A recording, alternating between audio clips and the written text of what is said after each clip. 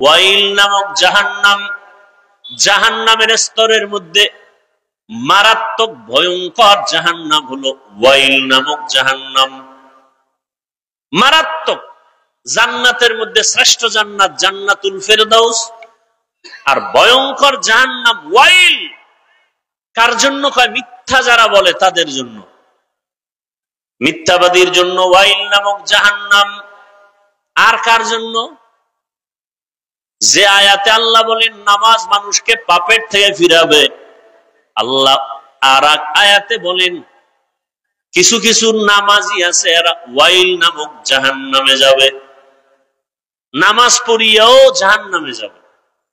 আরাআইতাল্লাযী ইউকাযযিবু বিদ্দীন ফাযালিকাল্লাযী ইয়াদউল ইয়াতীম ওয়া লা ইয়াহুদ্দু আলা তাআমিল মিসকিন। এরপরে কি? ফাওয়াইলুল লিল মুসাল্লিন, মুসল্লি যারা নামাজি এদের জন্য ওয়াইল নামক জাহান্নাম। তাহলে নামাজি মুসল্লি ওয়াইল নামক জাহান্নামে যাবে। কোন নামাজি মুসল্লি? বড় কঠিন ব্যাপার। নামাজ মানুষকে পাপ থেকে ফিরাবে, বিনা হিসাবে জান্নাতে যাবে, আর সেই নামাজ মানুষকে ওয়াইল নামক জাহান্নামে নিবে। কঠিন ভয়ঙ্কর জাহান্নাম, ওয়াইল নামক জাহান্নামে। আর কারা যাবে? ওয়াইলুল লিল মুতাফফিফিন, যারা ব্যবসা করতে গিয়া কাস্টমারের সাথে মাপে উল্টা পাল্টা করে, ভেজাল করে, এরা ওয়াইল নামক জাহান্নামে যাবে। আর কারা? ওয়াইলুল লিকুল্লি হুমাযাতিল লুমাযা, যারা মানুষের দোষ পেছনে বলে আর একজনে দোষ করে না বানাইয়া অপবাদ দেয়, এই ওয়াইল নামক জাহান্নামে যাবে। গীবত শিকায়াত করনেওয়ালা, বড় কঠিন। আপনারা যারা মক্কা মদিনায় গেছেন তারা দেখছেন চোখে, আর যারা শুনছেন, ওখানে সারা দুনিয়ার মুসলমান আসে না আসে না? কথা বলেন। ওখানে আসে সব লাইনের মুসলমান। বলে কেমন? কয়েকজনে কেবলার দিকে পাও দিয়া ঘুমাইছে, একামত হয়ে গেছে, নামাজে দাঁড়ায় গেছে, অজু টজু আর লাগে নাই, দিল পরিষ্কার, কিসের অজু, নামাজে দাঁড়াইছে। আর একজনে ইমাম সাহেবের কেরাত চলতেছে, নামাজে বসে পকেট থেকে মোবাইল বের করে কথা বলতেছে, বলে পকেটে মোবাইল রেখে আবার নামাজ ঠিক আছে, এখনো নামাজ যায় নাই। আর একজন বুকে হাত বাঁধে, কেউ নাবির নিচে, কেউ সাইরে দিয়া দাঁড়ায় থাকে নামাজে দাঁড়ানো অবস্থায়। আর একজন দেখলাম সেজদায় যাওয়ার সময় পকেট থেকে একটা কাঠের টুকরা বের করে কপালের নিচে দিছে। ইবলিস সেজদা দিয়া জমিন নাপাক করছে, অতএব ওই জমিনে কপাল ঠেকাই কেমনি? এটা কাঠের টুকরা বের করে। আমাকে বলেন, মক্কা মদিনায় সব মতাদর্শের মুসলমান এসে নামাজ পড়ে, কোন ঝগড়া, দ্বন্দ্ব, গীবত শিকায়াত, মারপিট? সোনার বাংলায় এত বরকত, পিটাপিটিটা কেন? ঝগড়া কেন? আমার দেশে এত ঝগড়া কেন?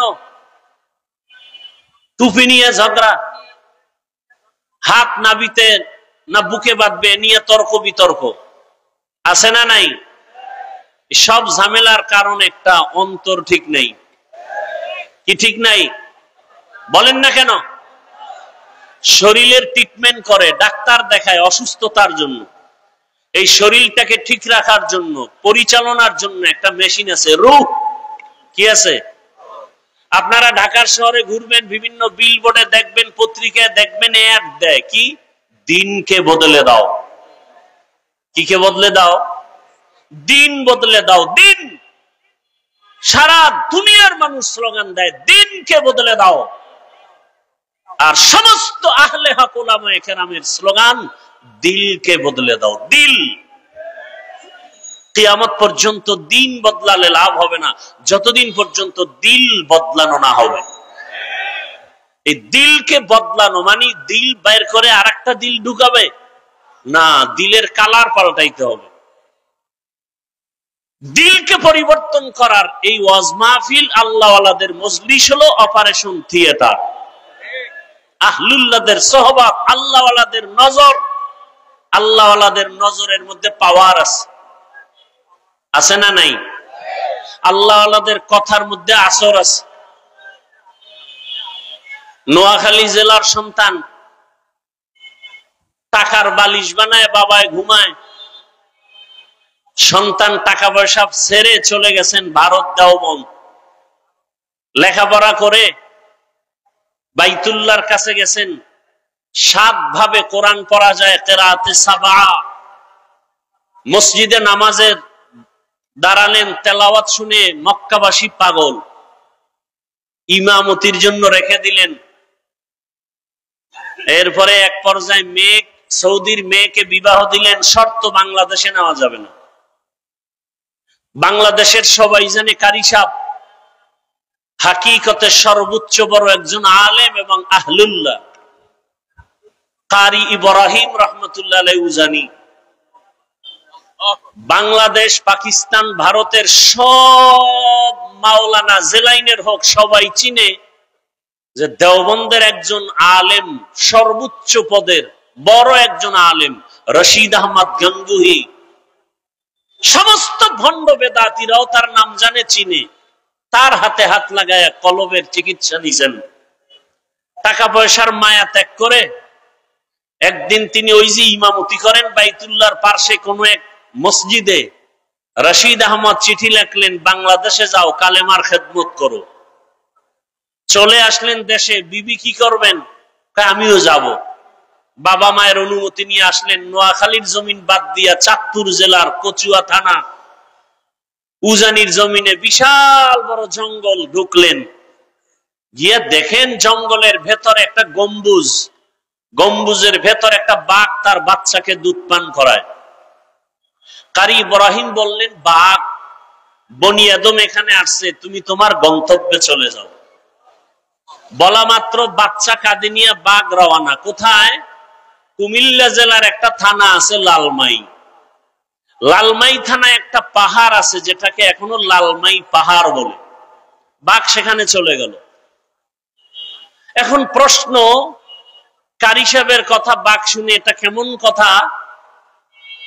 যার কলব নাই, দিন বদলায়, কলব বদলায় না। এদের প্রশ্ন, কলব যে বদলানো প্রয়োজন এটাই বুঝে না, এটা বুঝার ক্ষমতাই নাই।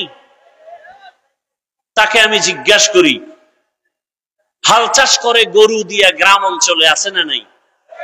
ওই চাষিরা মেট্রিক বিএ পাস না সাধারণ মানুষ?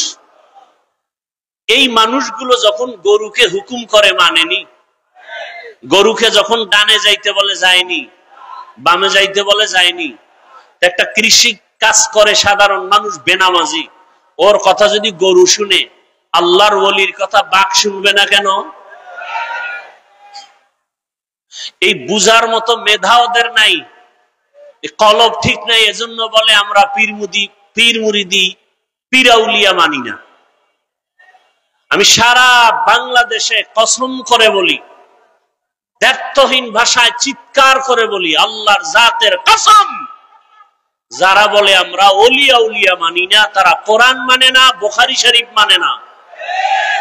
এরা ভণ্ড। এদের যারা ভণ্ড বলে না তারাও ভণ্ড।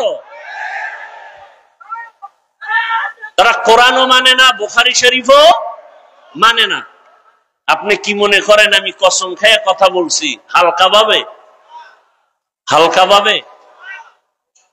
আল্লাহ হেদায়াত দান করুন।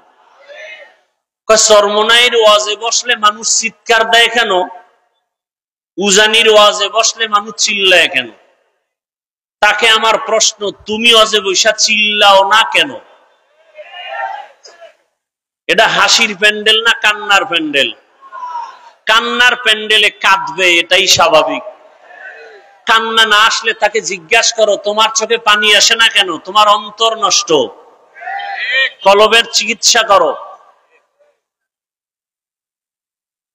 এখানে চিৎকার আসার মজলিস। ইন্নামাল মুমিনুনা আল্লাযীনা ইযা যুকিরাল্লাহু ওয়াজিলাত কুলুবুহুম ওয়া ইযা তুলিয়াত আলাইহিম আয়াতুহু যাদাতুহুম ঈমানা ওয়া আলা রাব্বিহিম ইয়াতাওয়াক্কালুন।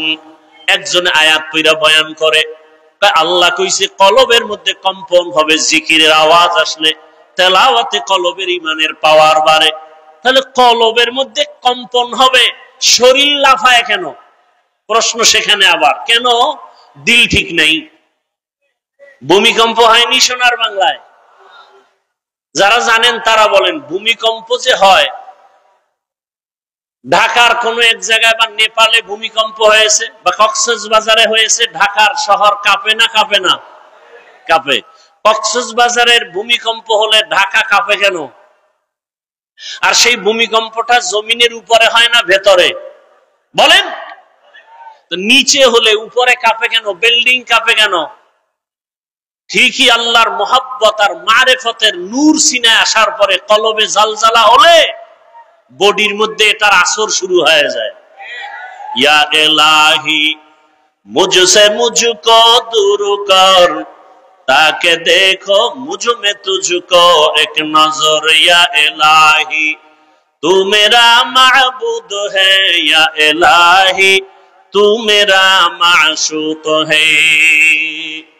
এজন্য আল্লাহর সাথে যারা মোলাকাতের চিন্তা করবে তাদের জন্য কর্মসূচি দুইটা। আল্লাহর সাথে মোলাকাত করার আশাই নেই, কেন? আল্লাহর সাথে পরিচয় নেই আল্লাহকে। নাস্তিকরা তো বলে, যাকে আল্লাহকে কেন দেখার চিন্তা নেই, আল্লাহকে চিনি না। আল্লাহকে চিনার জন্য কোথায় যাও? বলে আমেরিকা, লন্ডন, কয় না। ওয়াফি আনফুসিকুম আফালা তুবসিরুন।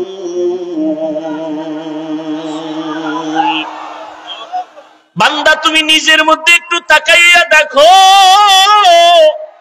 কোথায় তুমি আল্লাহকে তালাশ করো। এত সুন্দর কণ্ঠ দান করেছেন, কণ্ঠ এত সুন্দর, যিনি কণ্ঠ দান করেছেন তিনি আরো কত সুন্দর। চেহারা অনেক সুন্দর, যিনি চেহারা দান করেছেন তিনি কে? সে আল্লাহ, না জানি আরো কত সুন্দর।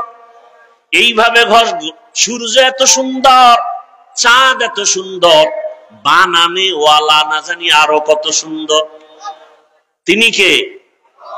এভাবে যারা গবেষণা করবে, এভাবে যারা গবেষণা করবে, আল্লাহ পাকের পরিচয় আস্তে আস্তে যখন পাবে, তখন বান্দার মধ্যে মায়া বেড়ে যাবে আল্লাহকে দেখার জন্য।